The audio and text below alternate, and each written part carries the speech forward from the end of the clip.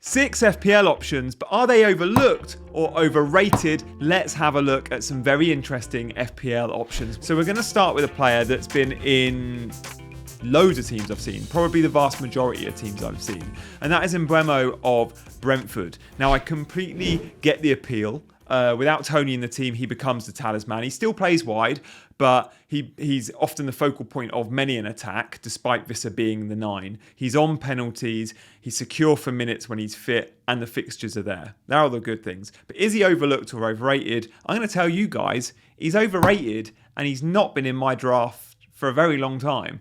I think he's overrated because I think Brentford might struggle early on in the season. And when I look at Brentford's pre-season form, 5 fixtures, they haven't won a game. This team's getting used to drawing and used to losing. And I do wonder, and look, you shouldn't read too much into pre-season results. Form's important, but they've not been playing well either. That's the concern. Without Tony in this team, Brentford lacks so much. It's not like they've gone and replaced him. Like, they're bringing in Vissa to play in his role, who's just been a bench option in years gone by. So Bryan Mbeumo at 6.5 million, there are so many better 6.5 million assets. We're about to speak about some in a minute. So look, he went off after half an hour in the preseason friendly over the weekend. He should be fine for game week 1. So that shouldn't worry you too much. Like, he might be flagged. I think the quote off the back of the game against Lille on Saturday was, of course we need to assess him over the next few days. It was a dead leg for Brian. So that's why we subbed him off early. He went off after half an hour. We're not taking any risks, but that was the same. He should be fine. So probably fine for game week 1, but still a swerve for me. Let's go now and speak about a Chelsea asset, a midfielder who's the same price as Mbeumo. And this is someone that, unlike Mbeumo, who's 20% owned, this guy's only 3% owned, and that is Mudryk. Is Mudryk overrated or overlooked? Now, many of you will say overrated because of the price tag and blah, blah, blah, blah, blah. But as an FPL asset at 6.5 million, Mudryk's being overlooked.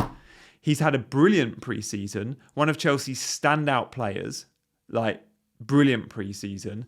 He's looking confident. He's looking like the top tier player that we thought we had signed, the elite player we thought we'd signed. Certainly Chelsea paid that sort of money for a top tier elite player.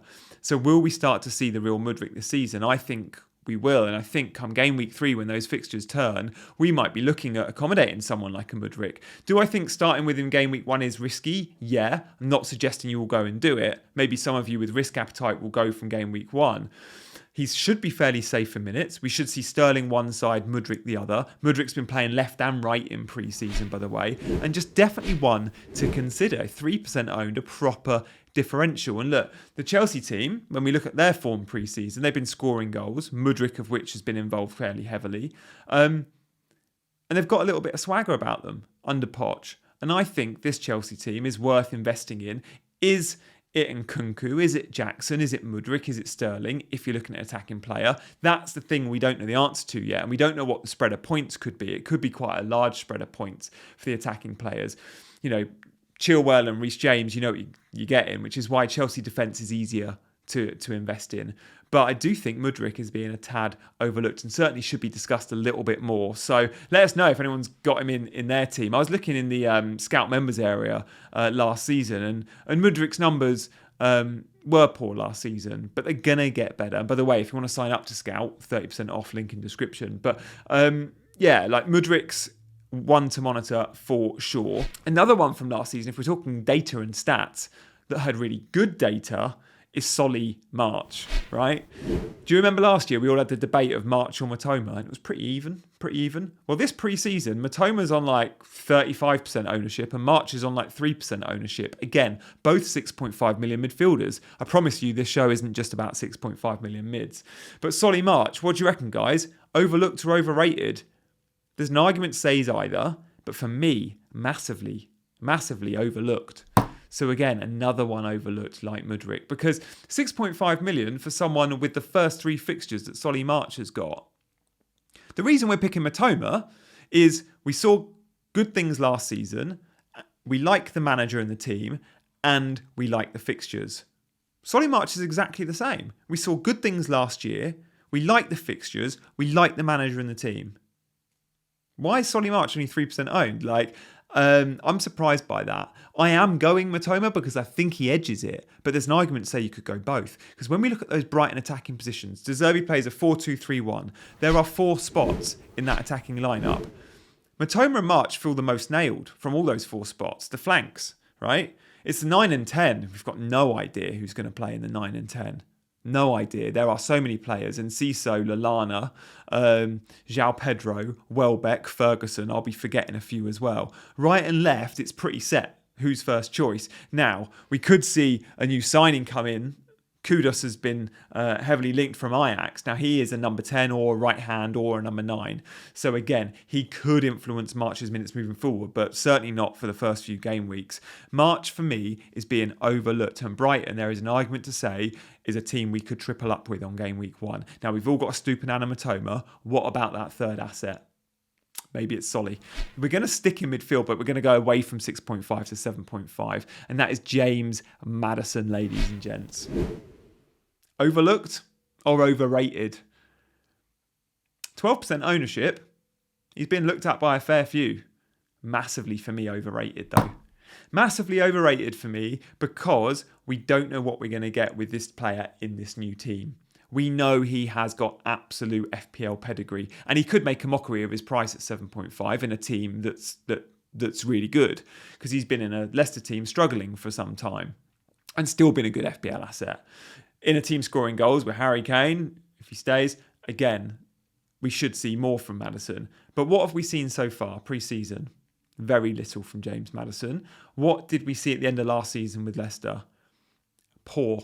Really poor. Quite surprising, actually, because many thought if Leicester stay up, it'll be James Maddison, it'll be iconic, he'll be the guy.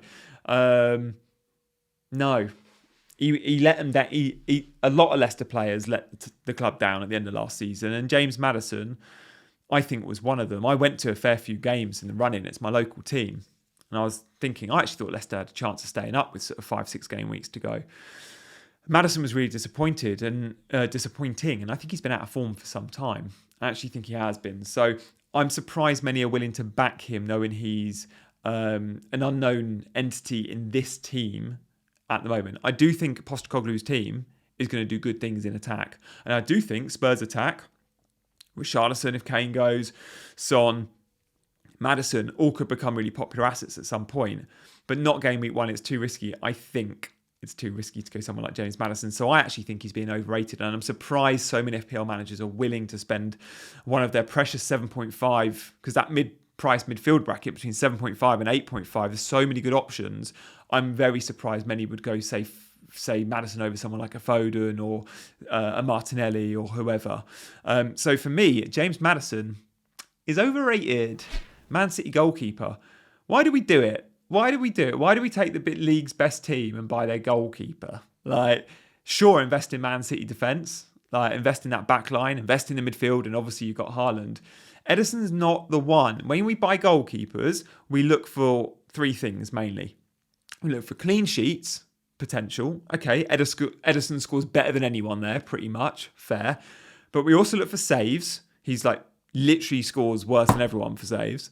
And then we look for bonus, literally worse than everyone for bonus points. Not bonus point system, because he does well in a lot of the metrics, but bonus points, when you just got 3 per match and a 3, a 2 and a 1, Ederson ain't getting them because you're competing with your teammates. And his teammates go and score braces and hat-tricks and do really well.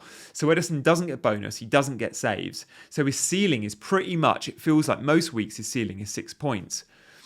There are 4.5 million keepers out there that will smash Ederson this year. Save the million. Or save 0.5 and buy an Onana or Martinez or whoever at 5.0. Ederson is an easy swerve, and I'm surprised he is still one of the league's most popular FPL choices this season. Guys, it's my biggest tip. Don't spend and buy premium goalkeepers. Certainly not 5.5 goalkeepers. I am currently on an Onana, but he will get good bonus points. He'll get loads of saves because United do concede shots, and he'll still keep a ton of clean sheets.